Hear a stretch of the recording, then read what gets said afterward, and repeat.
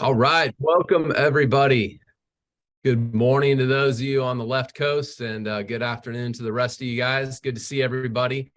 You know Kevin, I'm Fred, and we are joined today by Mr. Joe Polish, and I'm going to get to him in 1 minute. I just want to make a quick announcement, Kevin, because as many of you know, or all of you should know, this random book showed up in your mailbox last month, and this is a little idea Kevin and I have been toying with for some time, and we're very excited and very honored that you'd come spend an hour with us today. I'm not sure, Kevin, if we use the right terminology by saying book club. We're not necessarily expecting all of you to have to, speak today and share all of your thoughts, but we did think it would be kind of cool to read the same book, a book that has made a great impact on our life, but more importantly, an author that's made a big impact on our life. And so we're excited for some of your insights. We'd love to have you guys share some questions with us today, but Kevin, just in maybe a typical book club style, we won't necessarily be calling on everybody. Perhaps we'll do that another time. But we thank you guys for being here today, and hope you enjoyed your little surprise in the mail. And we hope the book so far, whether you finished all of it or you're still in the middle of it, has made an impact on you. So Kevin, I'll turn it over to you, man. Yeah, absolutely. Well, first of all, Joe, thank you for taking the time to be here and talk about this with us. When Fred and I had this idea, and Joe, I know we've shared some of it with you. I don't know that we've kind of gone through all of it. But part of it was, let's find someone that's got a book that, number one, we like, but also they're a person that we like. That matters a lot to us, as I know it matters to you. So it was really fortuitous timing that this book just got released at the end of last year. And we're like, there's probably not a better person for us to try out this format, if you will, of a book club than Joe Polish, especially given the title of the book. And so I'm excited to spend this hour or so with you and kind of dive further into not only the book, but your story, Joe. So thank you. Yeah, no, totally. And thank you. It's great to be here with you guys. And for everyone that's watching, this box that you put together to send out my book, I had nothing to do with it. Like, you guys just took this upon yourselves. It's awesome. And I love it when I do something and then someone else just makes it that much more better and adds a level of enhancement to it. So, and let me also say that ChatGPT did not write my book, or GPT-4 or whatever AI system, just so in case anyone knows. I spent 2 years really thinking about what I've done well that has worked well in my life, and how could I share that in a way that other people could utilize it. And the other things are all the different ways I've made mistakes and where I've screwed up and how I've gotten myself in traps. So the book is a combination of kind of things that have worked for me, I think would work for almost anyone, and a bit of cautionary tale. And it's really a book for people that are givers and how to better boundary and protect yourself from takers. And so if someone doesn't like my book, they may be a taker. That's at least the way I frame it in my head. I think that's a good frame. I wasn't planning to start with this question, but I'm going to, because the way you talked about the way we took the boxes and sort of kind of took your idea, your book, and then put our own spin on it.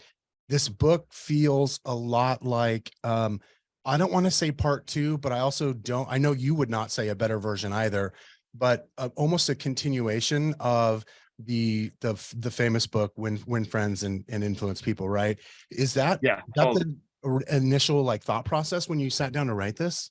Well, yeah, I've always loved Dale Carnegie's work. I mean, all of his books are great, and I've read all of them. And when I was in my early 20s, I even went through a Dale Carnegie course here in Phoenix, and it was like a 12-week course. And it was interesting because I always remember the chapter, don't criticize, condemn, or complain.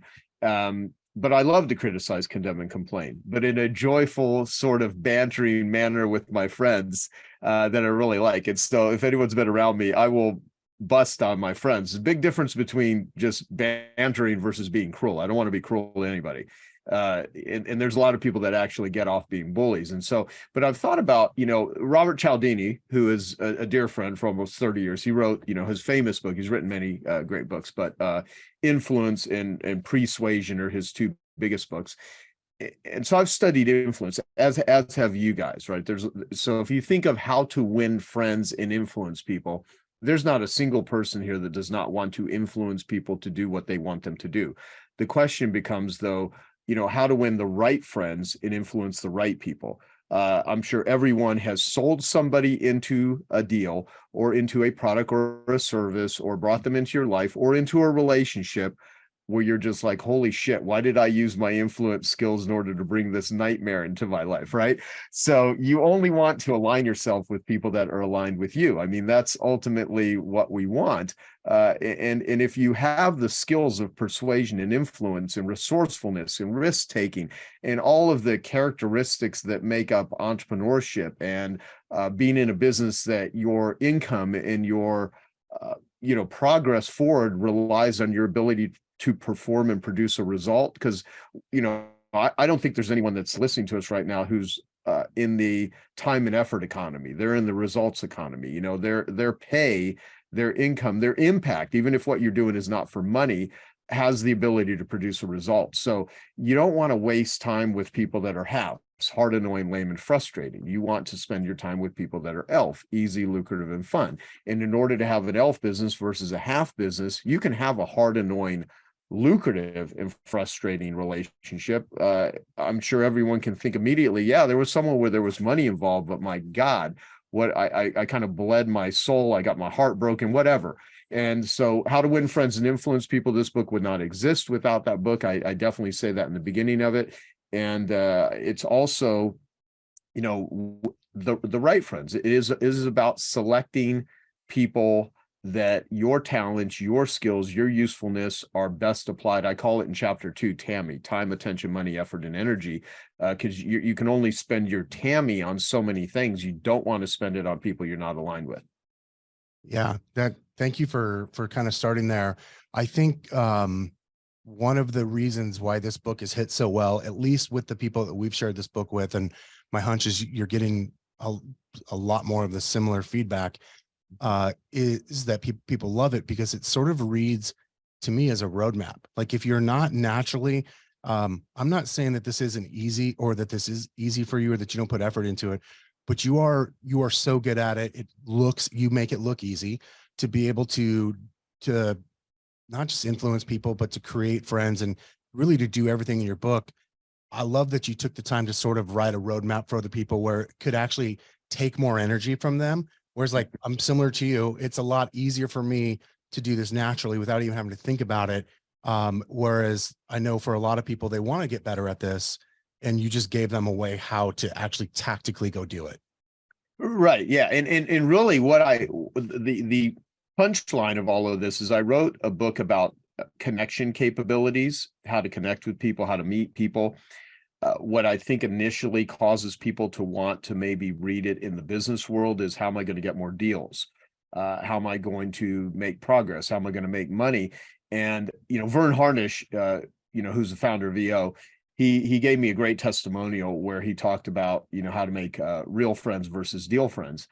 And by the way, let me just say this as an aside, is that every testimonial that I've gotten for this book that's on the cover only came from someone that has read the entire book. One of my requests when I sent it out, pre-release copies to certain individuals, was, don't give me a testimonial or a blurb or anything favorable about the book unless A, you read the entire thing, and B, you actually like it.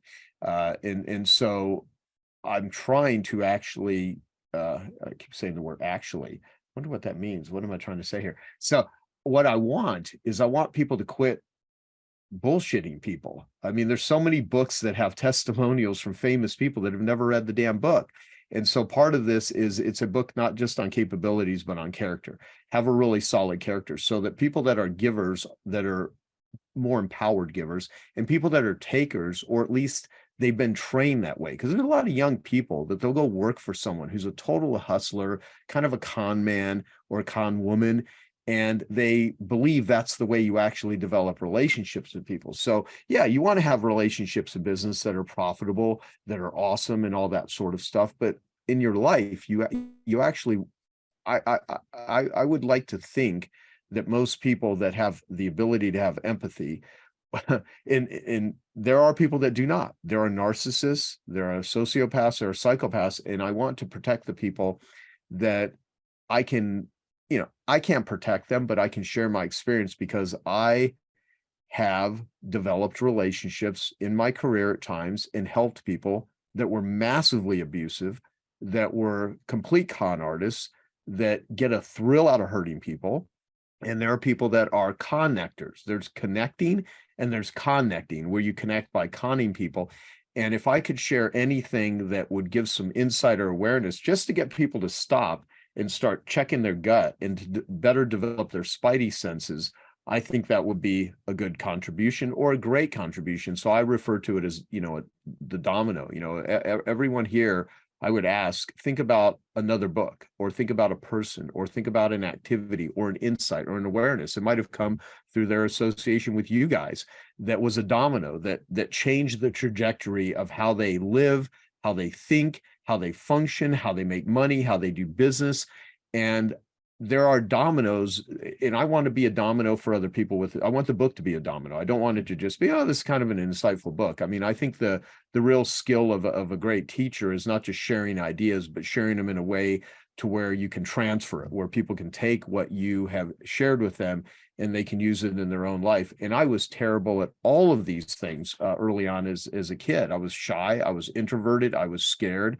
I still don't like cocktail parties. I'm not some great schmoozer. You're probably better at some relationship navigation than I am, in different ways. And so for me, though, what I want is people that, if they're shy, if they're introverted, if they're scared, or on the flip side, if they're boisterous, gauge the situation. Look at what is the purpose of the relationship in the first place. Where do people have pain in their life where you can help either reduce it, eliminate it? And if you can't do either, you at least acknowledge it, and you can sit and be a companion to them. Because if you at least have that awareness, even if it's like by 5% increase, all kinds of things in your life, I think, will be more effective. Man, that's huge. It's funny, as you answered a couple of questions for me there that I was going to ask you all in one. And I kind of knew you would, because I've been in the room with you enough, and I've also listened to enough other podcasts and just content that you've been on to know that you're going to tend to go a few different ways.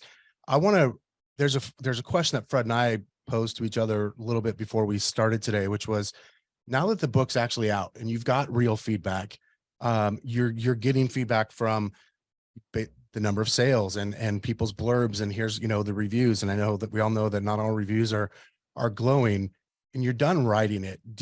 Is there anything different about what you want people to take away from it, sort of post actually finishing the book, than you sat down with initially when you started to write it a couple years ago? Yeah. I mean, I hope that it just continues to grow, because once you put something out into the wild, you don't know, all your friends can tell you your book is great. And that always happens. So I remember something my late friend Dave Kekich said, who spent half his life in a wheelchair. He has 100 credos called Kekich Credos. And, I actually acknowledge him in the beginning of the book, him and, a couple of other friends that have passed away. And Dave, one of the credos was, life is seldom as great as it seems when it's going well, or seldom as bleak as it seems when it's going wrong. Lighten up, you'll live long. I mean, you'll lighten up, you'll live longer. And part of it is, the point behind that is, don't take praise like, oh my God, it's so wonderful and amazing. And I do love praise. I like when people, and also negative things too. And believe it or not, there was a hell of a lot more positivity towards my book, and way more glowing things than I ever could have expected. Very few negative responses. There's one on Amazon that was very thoughtful, and the person actually, the negative review guy in the UK, the fact that he took the time to write about how he felt that I focused too much on pain. I don't think he maybe understood it the way that I understood it, or I conveyed it, but the fact that he wrote up his perspective on it, I very much appreciated, because it was thoughtful versus just someone that just attacks. And there are people that do that, but there's very few. There was a hell of a lot less than I thought. And most of the reviews are glowing, and some of the videos and some of the letters I get are unbelievable. So to answer the question, what I hope comes out of it is things like this. I didn't realize people would be starting book clubs up around my book. I mean, my dentist created a book club. There's a women's group that is using my book, and they asked me to speak. And there's a lot of people that are using my book to do training with their team members and stuff. And I never thought that would happen. So that whole thing about ideas having sex, what happens is you throw something out there, you plant a seed, because that's what a book is. A book is a seed. It's a probe. You put it out there. And I spent more time, surrounding me on the bookshelf for like 4 other books that I've written. 2 are on addiction recovery, because that's where I spend half of my time, people that struggle with addiction. And the other one's a marketing book. And the other one's a book called Life Gives to the Giver that I give away for free. And so this particular book, What's in It for Them, I spent 2 years on it, and I put a pause on it when I took a 1-year sabbatical. And when I did that sabbatical, I literally scrapped the whole book that I had written prior, and I redid the whole thing. And this one version that is completed, that everyone has gotten a copy of, thank you. I spent 2 years total on, probably even more. I shouldn't even say total. It was more than 2 years on this book. And every line of this book I've went through 6 different times. So there's not another knowledge product. I didn't whip this thing together. It was very thoughtful.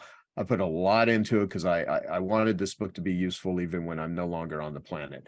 I hope people one day will read my book and get some value out of it, even like they have with How to Win Friends and Influence People. So I didn't try to write a timely book. I tried to write a timeless book. Well, I'm going to go ahead and just say that I think you accomplished that. You mentioned the sabbatical, so I'm going to ask it here. I was planning to wait till a little bit later. Would you mind telling us a little bit about the sabbatical, sort of why? And like, I'm curious as to, like, number one, would you do it again? What'd you take away from it? Because especially a lot of folks, for the most part, everyone on here with us is in real estate. And most real estate agents are no different than a lot of your friends, which are type A, hard drivers, work way too much. So I love the idea that you just said, hey, I'm out of here for a year. Tell us about that idea. What'd you take away from it? Would you do it again? Yeah, I would do it again. I would do it differently, because when I came back, going into it, it was we're talking about the world was in the middle of a pandemic, and without going into a whole bunch of tangents, which would be really easy for me to do, I realized there's a lot of evil stuff happening in the world. There are some people that really want, they profit from the pain and the suffering and the death of other humans, and they're tyrants, and there's just a lot of bad players. Compared to humanity, I think most people are fundamentally good and awesome humans, and some people that hurt others, they're hurt themselves and they're traumatized. And there's very tiny percentage of evil, but there is evil. How I would define evil, just rotten to the core, and pain that has turned outward. It's like this toxicity. And what caused the reason why I wanted to take a sabbatical, many things led up to it. Sean Stevenson, who was my best friend, he died, in 2019, and I was with him in the hospital when he died from an accident. That was terrible. Previously to that, I had a breakup that was pretty gut-wrenching and unfortunate. I had another despicable person that was stealing a lot of my IP, someone that I'd helped become, pretty much rich and famous, that was stealing my work, and I had to, stop that. And, that was difficult. There were several other friends that had passed away. And so there's a lot of lead up to difficulty. So I would be lying if I said the sabbatical was because I reached a pinnacle of success and I just wanted to celebrate it. It was not that. I had a sense the world was going to go into a dark place. And so here we were in 2020, and the pandemic had started, and I spent half my time thinking about, talking about, reading about, doing things related to addiction recovery. Some days it's more work, other days it's more recovery, but for the most part, it's about half my focus in terms of things that I think I can do in the world is in that arena. And I've been in recovery for over 20 years, never realizing that how useful that would be when the world gets chaotic, is all those years in recovery. And I have a friend who gave me the term ELF, easy, lucrative, and fun, named Mark Schneider. And I was talking with him, a couple times a week. I'd recently introduced him to the, singer dancer, Paula Abdul, who I've known for a while. Sean Stevenson actually originally introduced me to her back in 2009, I think it was. And I had introduced them to each other. And Mark was a guy that was worth about $300 million. And he had made a bunch of money with products and things, a lot on home shopping networks and QVC and things like that. And I put him and Paula in touch with each other, and they were doing a project which I felt was going to be one of the biggest things she's done in years, and he loved it. And his son Cole, who's a musician, I get a call from or not a call, I got a message on Instagram of all things. And he said, are you on WhatsApp? And I said, yes. And he's like, can I call you? So he did. And he tells me that they he found his father at 59 years old, dead in bed that morning. And something, kind of went off in my head. I don't know why sabbatical, but I got this thought, like, take a sabbatical. And at the time, I'm like the last person, spent so many years as a complete workaholic, wired to be constantly busy. I've even had my brain scanned 6 different times. In a resting scan versus an active scan, I'm more stressed out in a resting scan, at least when I first did my first brain scan in 2010. Daniel Amen, who's done a lot of brain scans, he did my first one, and he looked at my brain and he says, if you're not busy, you're not a happy guy. That was in 2010. But what that caused me to do was start doing a lot of stuff. I got trained in transcendental meditation, started doing hyperbaric oxygen, different supplementation, a lot of different practices, yoga, et cetera, et cetera. But I am wired, as are most of the people that are in that business, right? In the real estate business, driven, active, ADD, distractible, going a million miles an hour. That's because they're hunters, not farmers. The book written by Dr. Doug Brackman called Driven, who's a buddy of mine. He'll actually be out here in June for Genius Network. He wrote a book called Driven. And so there's 5 to 10% of the population that have the D2 and D4 gene, which is the hunter gene. And most hunters have trouble sleeping, never satisfied with anything, constantly active. They don't people well with farmers, and they need a tribe of other hunters, and that's what the driven personality is. So I certainly am that. And so to say I'm going to take a sabbatical was like crazy. But the reason that I think it came to my mind, and I had to ponder it for a bit. I was like, can I really, I have a whole business where I run, Genius Network, and I run a group that people pay $100,000 a year for, called the 100K group. And how the hell do I take a 1-year sabbatical without having my business fall apart? So I had to think about that. So I had a couple of conversations with people that I knew that had taken a long, time off, vacation or a sabbatical. One of those people was David Bach, the author David Bach, who in 2000, and we put it up on YouTube. It's a 10-minute talk. He gave it at my Genius Network annual event about how he had taken a 1-year sabbatical. But I had been talking to him for years about this. So the seed had been planted many years ago. Is it possible to do that? Then I talked to a couple of other friends. And what I realized is that the people that want to dispense the most advice about how to do a sabbatical have never actually taken one. And so, and I also found that reading, taking a sabbatical and not being on social media for an entire year, no social media, had no apps, nothing on my phone related to anything social media. Not being on social media was more inspiring to my brain than reading inspirational quotes on social media.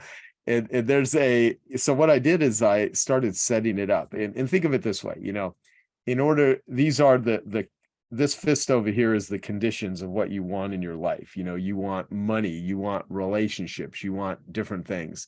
In order to get what you want, the conditions of your life to be awesome, you have to set it up a certain way. So I wanted to take a 1-year sabbatical, but the question is, how the hell do I set that up? So my brain starts then going to, what are all the things, if I had to take a sabbatical, what am I willing to let go of? And what am I willing to do? And I had to come clear in my head that even if my business fell apart, it doesn't matter. Now, secondly, it's real easy for me to say this. Some people financially, time-wise, could not take a sabbatical at the moment. So the question is, what would I need to do? So I gave myself 6 months to really think about it. The hardest thing was the sheer momentum of stuff that I have spent years developing, these work driven sort of activities. And what I've learned from recovery is unlearning is more important than learning. So I needed to unlearn how to approach life and how to approach edification and acknowledgement. And I had to eke out every part of me as much as I could. And it's not every part, because I don't think it's possible if you're conscientious. I had to get rid of as many parts of me that required external validation, because I'm in a world where, I'm around a lot of people. So, and I had to cut off a lot of communication with different people. So the thing that caused the sabbatical is I have a very wealthy friend, 59 years old, great guy, funny guy, and he died because of health related things. And I was like, man, where's the world going? And the other part of it too, Kevin and Fred, is that, money is really important. I am a capitalist. I don't poo-poo money. People that say money isn't important, try living without it. And people that say money can't buy happiness, it's a foolish statement. I buy happiness all the time. But it can also buy misery. And when I was, active in addiction, having money allows you to buy whatever crazy vice that your brain and your purchasing power can get you. And so money can be used as an incredible tool, or you can use it to really mess up your life. And so, and the other thing is, people that say money can't buy happiness haven't given enough of it away.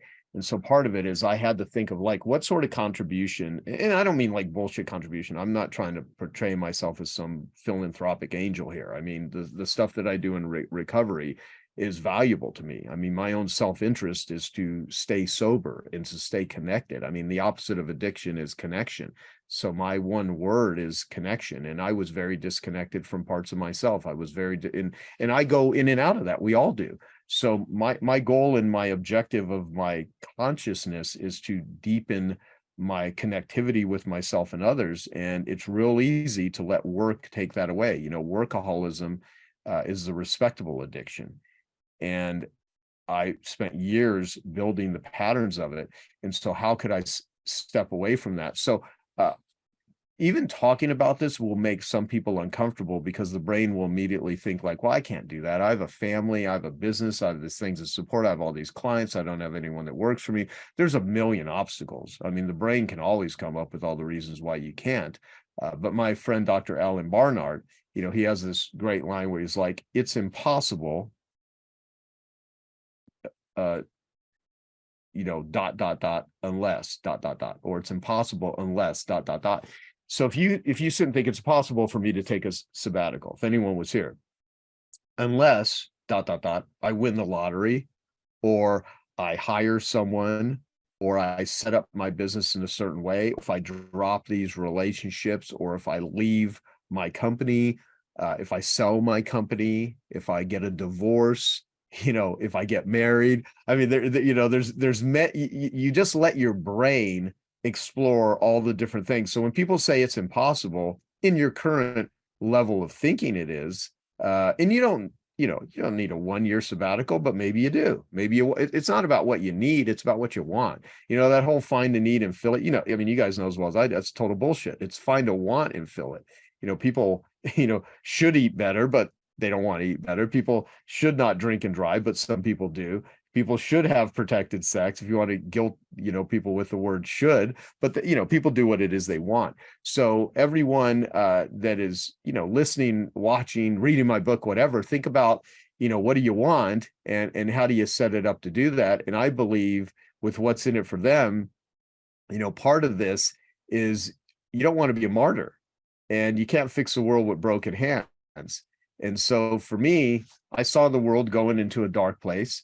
And I was already working on the book, What's in It for Them? And I'm sitting there heavily focused on, okay, what has worked well in my life? It's when I approach people and situations, not about what's in it for me, but what's in it for them, because that's what people actually care about. It's really, if I want something, then I need to make sure if I want something from another human, and all of us do, I want to make sure that my give is equal to or greater than my want, because the people that we like hanging out with are people that show up with giver energy, not taker energy. And everyone that's with us here, think about who are the people that are your favorite relationships. When the phone rings or they text you or you get a message, you get a sense of woo, not a sense of and I had a lot of awe in my life. I mean, you've been in my office here, right? In the Genius Network room, we have a big gaping void print that has one of my quotes on it that says, "Be willing to destroy anything in your life that's not excellent."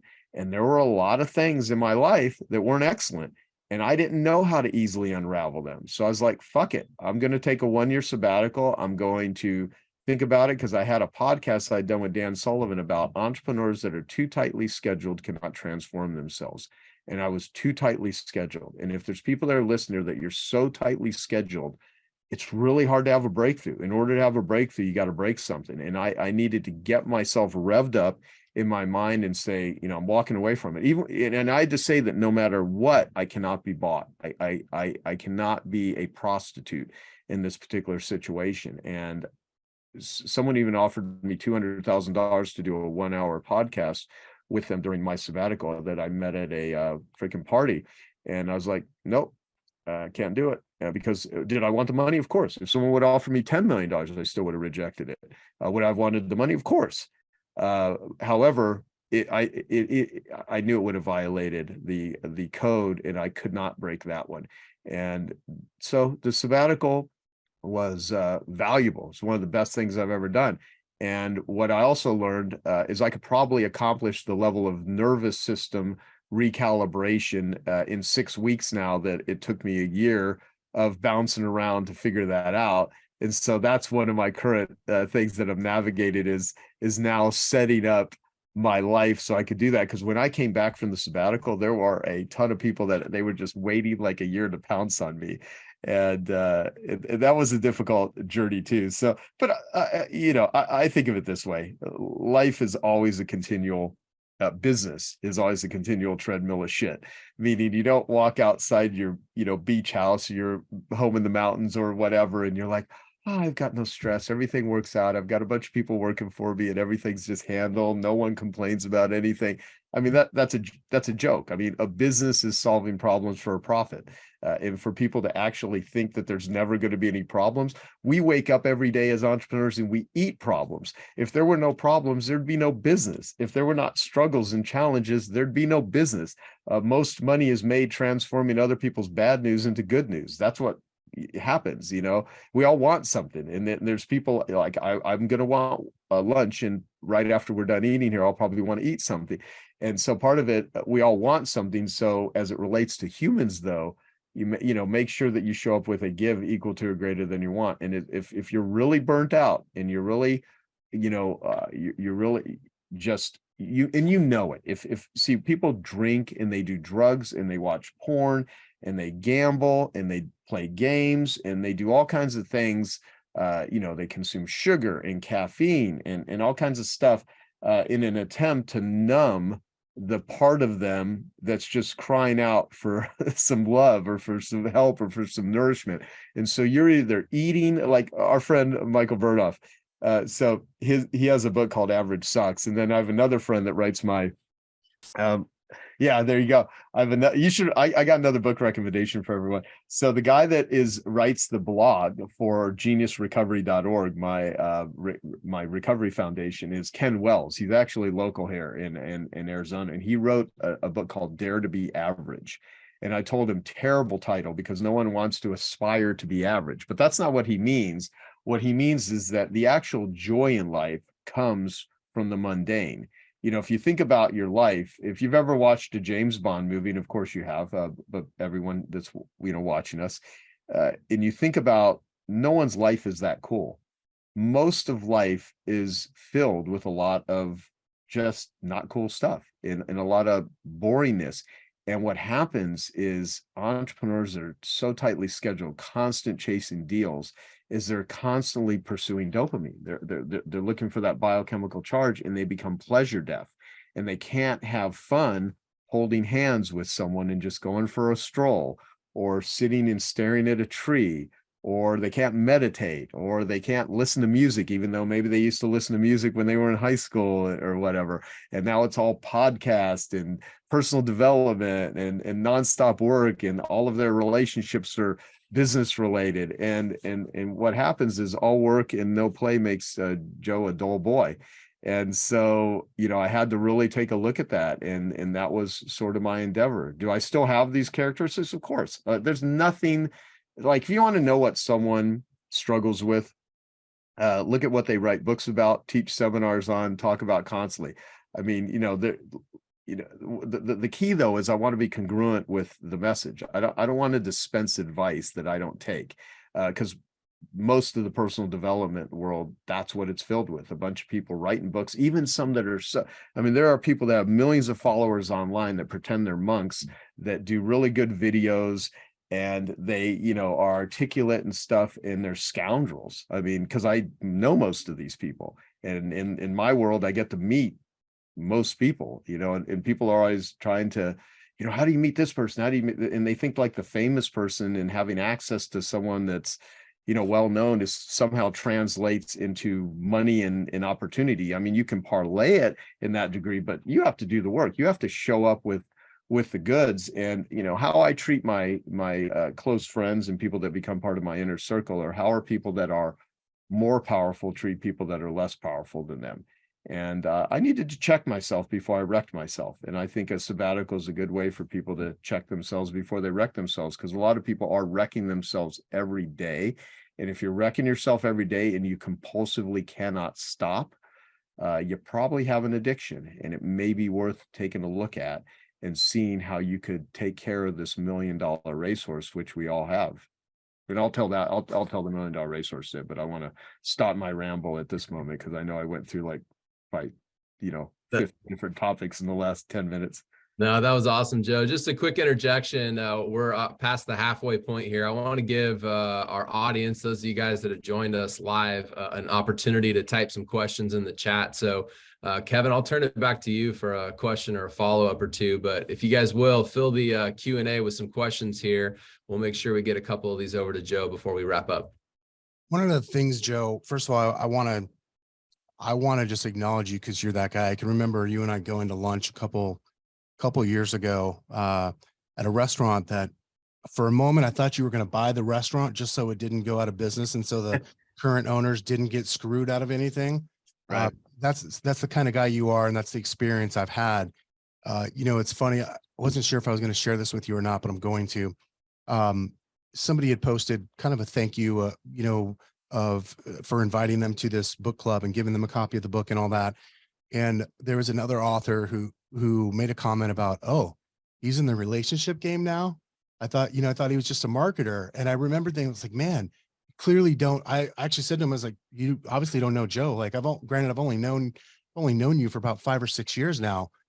But from the beginning, man, like, all I've gotten from you is about how important connection is and relationships are. And I've seen you do that in real life, not just with the high-powered entrepreneurs in your room that show up in that building, but like out in real life. And for me, that's something I respect about you. So I just wanted to acknowledge you for that.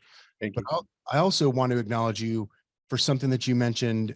You kind of alluded to it, and I want to give you a moment to talk about it, because you reframed for me personally. I'll never forget, I was at the first Genius Network annual event that I'd gone to, which I believe was 2017, and Gabor Mate was one of the guests, and you talked a lot about addiction and independency and so many other things. So you reframed for me my own personal judgments around addictions and how people deal with things. Would you mind sharing with everyone, whether that's for a minute or for 10 minutes, your view on addicts and recovery and the way you'd like to see things be? Yeah. No, thank you. And here's the thing. When I started talking openly about it, it was actually in 2015 where I had, 300 something people at one of my annual events. And these are high level people. There were, a couple billionaires in the room, and people had either paid, 10,000 for a ticket, or they were already existing Genius Network members, which is $25,000 a person. So these are, and they're all running $1 million plus businesses. A lot of them, several people that are running massive companies there. And I got up on stage and said, in my mind, this is either going to ruin my career or it's just going to get this out into the open. And I believe not for me, but for everyone. And I felt I could talk about it. And I'm not suggesting, as I share any of this, that someone makes a Facebook confessional about how, they have all these things going on in their life. I mean, you want to confide. I'm a big believer in 12 steps. So, you want to have someone trusted that you can kind of share and navigate stuff. There's a big difference between secrecy and privacy. What I've learned is that with addiction thrives in secrecy. Addiction thrives in the dark, kind of like mold and fungus. If you shine light on it, it's hard for it to grow or replicate as much. Not that it can't, but it's really, we're as sick as our secrets is the saying. And silent battles are the hardest battles to fight. And I talked about drug addiction because I was a drug addict. My worst state was when I was 18 years old and I was freebasing cocaine almost daily. There was one period where I smoked cocaine every single day for 3.5 months straight. I didn't take a day off. And then there was 1 week where I had gotten down to 105 pounds in my worst state because I had not eaten for several days. And when you're a male, 18 years old, and you weigh 105 pounds, you are as skinny as a rail, right? And on average, I weighed about 120 pounds, but there was one week where I was just so malnourished and I was, blowing my nose and little pieces of flesh would come out. My nose was constantly bleeding. I burnt a hole in only one, surprisingly, I have no idea, in one of my back molars, smoking with a crack pipe, basically. And, just the enamel of the teeth. And so I was a wreck. And I say all this because it's interesting how resilient the human body and spirit can be if you don't completely destroy it. But I probably, I think a lot of my mental functioning was definitely damaged as a result of that. However, there was a part of me that's just like, keep going. So that was drug addiction, but my actual core addiction was sexual addiction, which is an intimacy disorder. And my favorite definition of intimacy was given to me by an 80-year-old gay man who I never met in person, but I talked with him over the phone because a friend that I had taken through his first 12-step group had introduced me to this guy and said, you really need to talk to this guy. And he said, intimacy is a mutual exploration of a shared safe place. Abuse is anything that takes away the safe place, and addictions are what we do to make ourselves feel good when we don't have a safe place. So if you don't feel safe in the world, you're going to look for a way to scratch the itch. You're going to look for a way to escape. You're going to look for a way to just try to feel better. So I believe addiction is a response to trauma or lacking biochemical things like serotonin or dopamine. So if you don't have happy chemicals surging through your body, you're going to look for ways to try to find that. Work is a great way to get a dopamine hit, as is looking at the internet, as is looking at porn. I've become friends with a woman who wrote a great book on addiction recovery. She's actually come into my Genius Network annual event in December this year. Her name's Dr. Anna Lemke, and she wrote a great book called Dopamine Nation. And if you eat chocolate, you get a 55% dopamine hit from chocolate. If you have sex, it's 150% on average dopamine hit. Cocaine is a 225% hit. Methamphetamines is 1,000% dopamine hit. That's why speed is such. That's why so many people consume caffeine in speed, because you get a big dopamine hit. Healthy ways to get dopamine are things like cold plunges. Before an hour and a half ago from right now, I was sitting in a cold plunge at a place right down the street. You get a 200% dopamine hit from a cold plunge. So I do saunas and cold plunges. So there's all kinds of ways to do it. But addiction. So for me, I was raped and molested as a kid. I was paid money not to say anything. It wired in my mind that sex is shameful and dirty unless you pay for it. My mother died when I was 4 years old. My father never remarried. And I just never had a good model of healthy sexual relationships. So when it comes to what's in it for them or connection, I was the most disconnected person growing up. So the reason that connection became such an important thing to me later in life was I was starving for it and I didn't know how to do it. And so I wish I could say that the things that I've done and what I've learned were, you know, out of a great role modeling or inspiration, but no, it was desperation. And I spent years, I even became a millionaire before the age of 30, but I had not yet dealt with the sexual addiction. So I would oftentimes do events. I mean, I started as a Deborah carpet cleaner living off credit cards, and I learned marketing, never thinking I would teach it to anyone.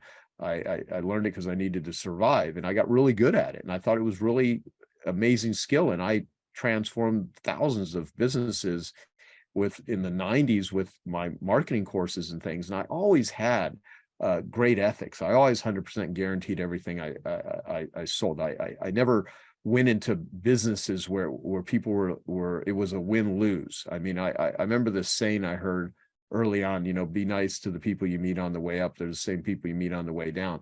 And even when I was an addict, I was mostly imploding. I mean, I've made hundreds of amends to people. You know, there's the amends in, you know, the ninth step, which is make amends whenever possible, except when to do so would injure yourself or others. So I'm very much about realizing that, myself included, everyone thinks they're right. Even when you could be horribly wrong, you could have it in your mind that you are right. And so there's that whole saying, you know, people judge themselves on their intentions, but they judge others on their actions. And so I have to pause a lot as I've gotten older and say, you know what, even though I believe this is the case, a belief means you're just not sure. So where could I be wrong? And so I pause a lot more. And when I was in active addiction, I was reacting to everything. When I'm in recovery, I'm responding, and responding to life will yield way greater results than reacting. And reacting, because we react all the time. You know, I mean, we're reacting when we don't even realize we're reacting.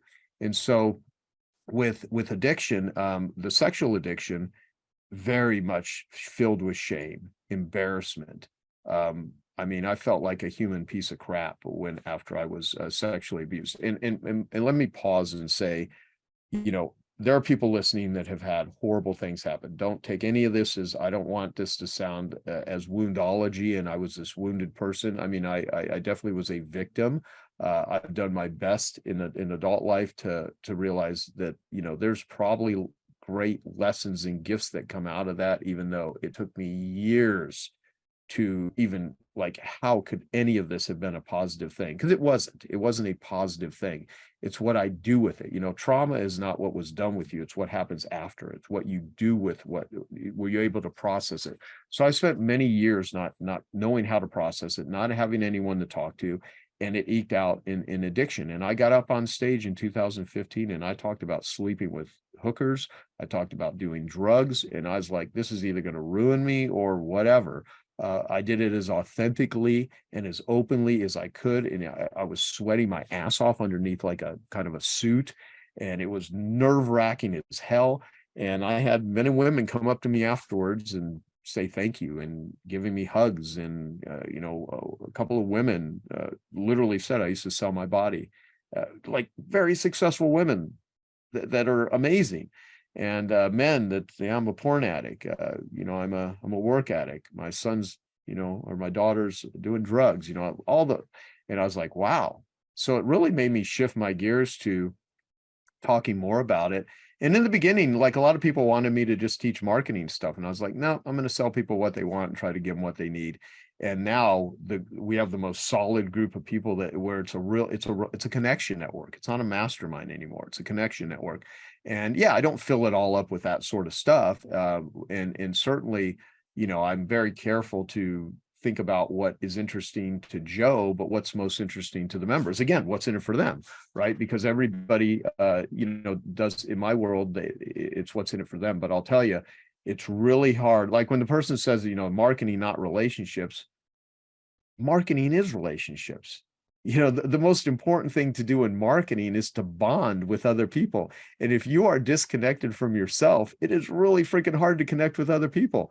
I mean, that's the big trick here. You know, what I hope happens when people read my book is that they learn a bunch of tactics and strategies and methodologies and processes, and every chapter ends with dominoes on things that everyone could pretty easily do.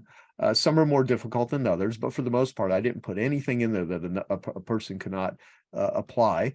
what I really hope happens after someone reads the book and they start utilizing it is they become more connected with themselves, because it's really hard to be empathetic and conscientious for another human being if you are totally disconnected, if you are filled with if there's constant angst. And so what humans want is more woo and less and the so the sabbatical was not about going anywhere. It was about going inward. It wasn't about going outward. All of the, and so my addiction story is, every day I'm doing something related to addiction recovery. One of the best ways I do it is I talk about it with other people.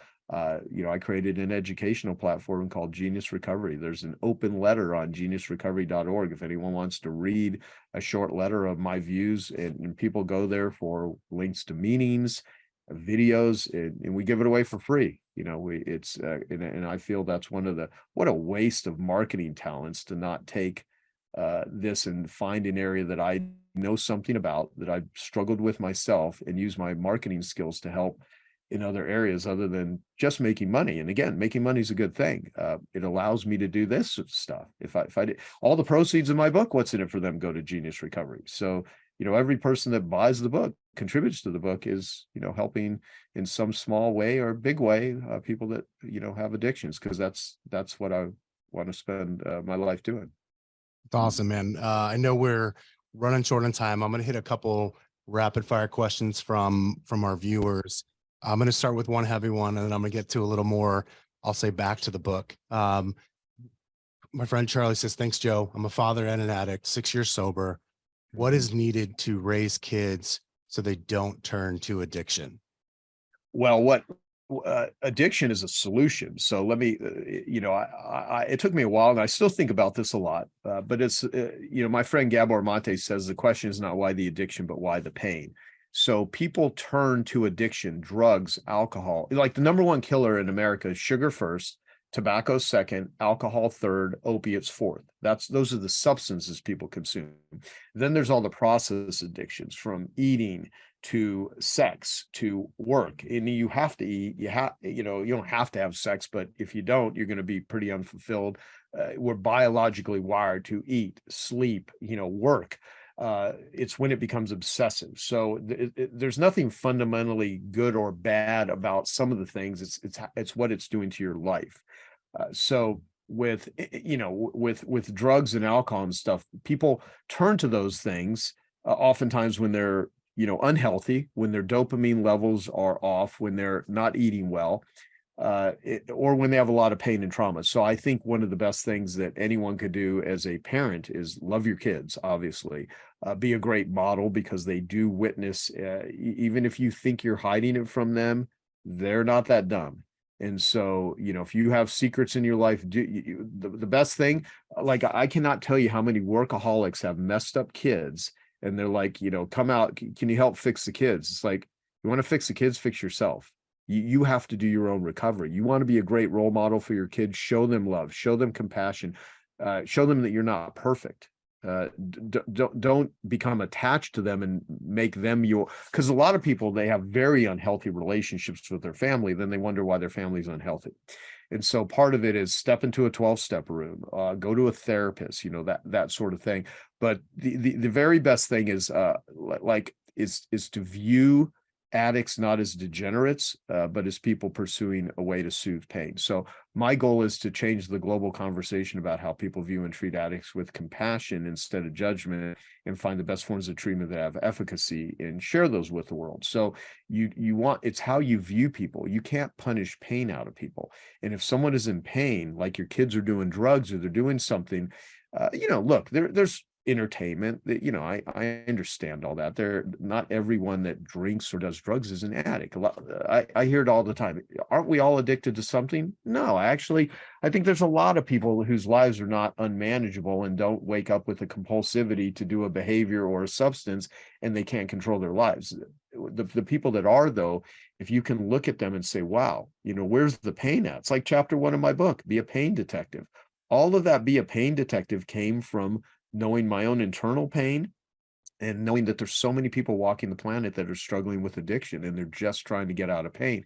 And if you can have that empathetic approach, and you just, even if you don't say a word, if you're sitting in the presence of someone and they accept you, even if you're doing things that they disagree with, you feel that energy of like love and care and concern. And if someone's really messed up, if some of your kids have done really awful shit, get help. But don't try to do it alone. Some things are outside. Like if you've been burned by somebody and they're burning in front of you, you know, you need to get, metaphorically speaking, a firefighter. You need someone that can come in and interject. You need something to extinguish that. And so, yeah, there's a lot of layers to that sort of question. But read the big books of Alcoholics Anonymous, or walk into everyone, even if you don't identify with addiction, you will have a friend, a family member, an employee. Go to an open meeting and sit and listen. If someone devoted 5 to 10 hours of their life sitting in open 12-step meetings, you will have a completely different view of humanity. And I would almost bet it will make you a lot more compassionate and make you realize, I never knew that. Most people will never do that, but it's free. It won't cost you anything. You can look up, you know, even on Genius Recovery, you can look up the area for meetings, any sort of addiction, cocaine, alcohol, work, eating, sex, gambling. You know, in Phoenix, the 5th largest city in the United States, there's only one Workaholics Anonymous meeting in Scottsdale and one Debtors Anonymous. This is a condition that hardly anyone deals with. Wow. Yeah. That's a lot. All right. I'm going to try to get through a couple more. Matt, my friend Matt asked that, you know, would you expand a little bit on the part of the book where you said success is not only about who you spend time with, but it's also about who you consciously don't waste time on? Yeah. That's a good one. Thank you. Yeah. I mean, think about, we only have so much TAMI, time, attention, money, effort, and energy. And so getting results doesn't take time. It's the not getting results that takes up all the time, which is a quote from my buddy Dan Sullivan. And so if you spend time with people that squander it and you don't respect it, you see, Zig Ziglar had that famous line, you can get anything you want in life if you help enough other people get what they want. And my friend Martin Howie came to one of my Genius Network meetings, I don't know, God, going back probably like 9 years ago or so now, where I had him give a short talk, and he said, you know, it's like that saying, people don't want a drill, they want a hole. He goes, well, not everyone that buys a drill wants a hole. They want to stir paint. There's other things you can do with a drill other than drill holes, which I thought was kind of funny.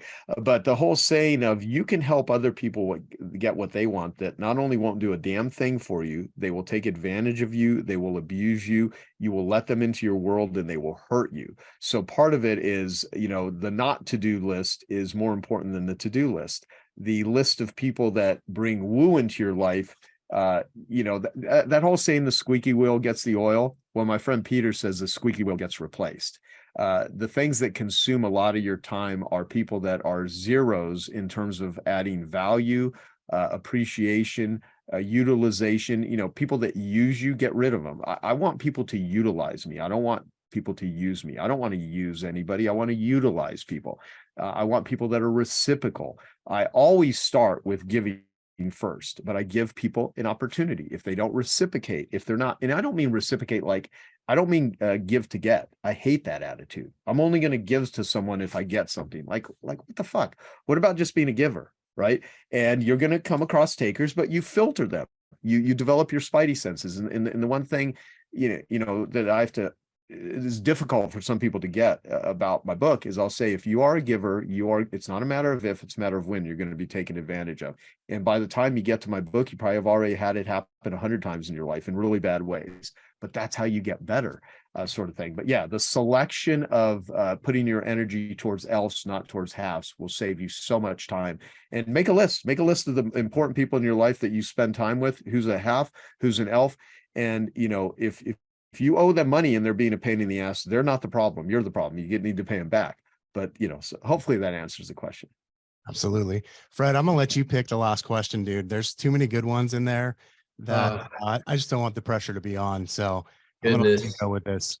There was a lot on coming out of the sabbatical, but Joe, my friend Deneen just added one that I think will take us out of here on maybe a little happier note, which is any tips for laughing more. Specifically, Deneen's gone through some grief and, finds laughing hard to step back into. So whether you're a Deneen or you're just some of us that need a lighter, looser environment, what are some tips, man, for having more fun and laughing more often? That's actually a great question. I love it. So here's what I would say. If you don't have a joy list, a list of things that bring joy, your life will be joyless. So I actually have a tool called a Fun Times tool. And if they get further into the book, I'm trying to think what chapter that is. There is a companion website that goes along with the book, and everyone that has a book, you can just look it up in there's a site, and you can actually get the Fun Times tool. So I have a tool where people can list what, who do they have fun with, how often do they do it, what do they like doing, and it's just simply a single, if someone doesn't have the tool, just brainstorm on paper. Who do you have fun with?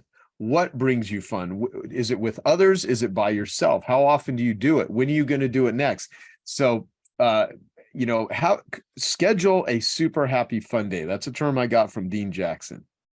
So super happy fun day, and schedule a super happy fun day where you nothing but things that can bring you joy. It could be going to movies, it could be going to comedy clubs, it could be hiking, it could be hanging out with, one of your friends or your family, whatever does that. And the other thing is, here's what pain is.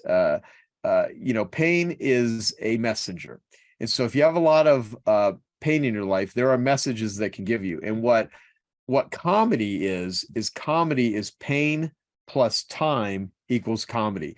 Everyone here can relate to something where they can look back to an event in their life that at the time was so freaking grueling, and they can laugh about it now. Why? Because they put perspective and they put time in between it. And there are certain things that have happened to you that you're still burnt. You've got shrapnel that's still, stuck inside of you, metaphorically and physically speaking.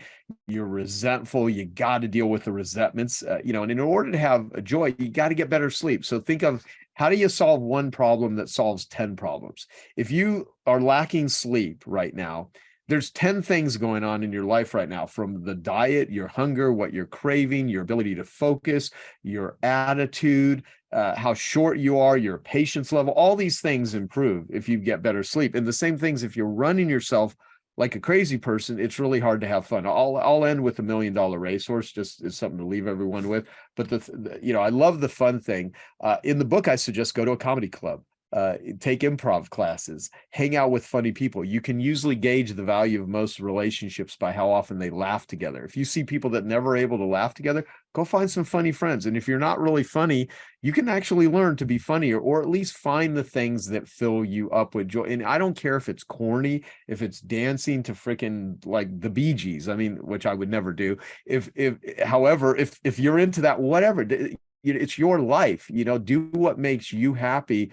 Don't do things just because you feel you have to present yourself in a particular way to a particular person. Hang out with people that accept you, and that will allow you to accept yourself. So the thing I said about $1 Million Racehorse, I share this all the time with my very successful entrepreneurs, that if you had a racehorse and every time the horse ran in a race, you'd win $1 million, then you have to say, how would I treat that racehorse? I would have the best food, the best trainers, the best exercise, the best nutrition. I would not overtrain the horse. I would not have the horse up till 3 a.m. drinking, smoking, watching porn, hanging out with losers. I would totally take care of that horse, and I would have the horse in the right races, not the wrong races. You never win a race you don't want to be in, which is something my friend Nick Peterson says. And so the punchline is, you're the $1 Million Racehorse, in how you treat yourself. So that includes fun. So all this about connecting with other people, critical. It's important. Your life will greatly expand the more that you take the emphasis off of yourself on the other people. You also have to receive too, though. Hang out with people that also have the what's in it for them attitude as they apply it to you. I love hanging out with people that are like, what's in it for them? You guys are a perfect example of this. You bought a copy of my book. You shared it with everyone. You asked if I would be on it. Of course, how would I not? First off, you guys are friends. Secondly, you're spreading the message of this. I like that. And so of course I want to. That's L for me. I'm just rambling about shit I like talking about anyway. And so, if you don't have enough fun in your life, you're probably doing stuff you don't really like. because get the angst. And all that being said, professionals, amateurs wait for inspiration, professionals do it with a headache. I said this at a seminar years ago, and Jack Canfield, one of the authors of Chicken Soup for the Soul. I know both of the goofballs that wrote those books. But he came up to me and he's like, I love that line you said. And what I said was, to all these young entrepreneurs, I said, if I would have known being successful was this much work, I would have stuck with being a loser. And it's difficult. It's hard to run a business. In order to get to ELF, in the beginning, things usually are not ELF. You actually usually have to work pretty hard to set up things to be ELF, but it is totally doable and the rewards are proportional. And that's why you have to have fun, because fun allows you to go through the difficult times. But if it's nonstop grind, get the hell out.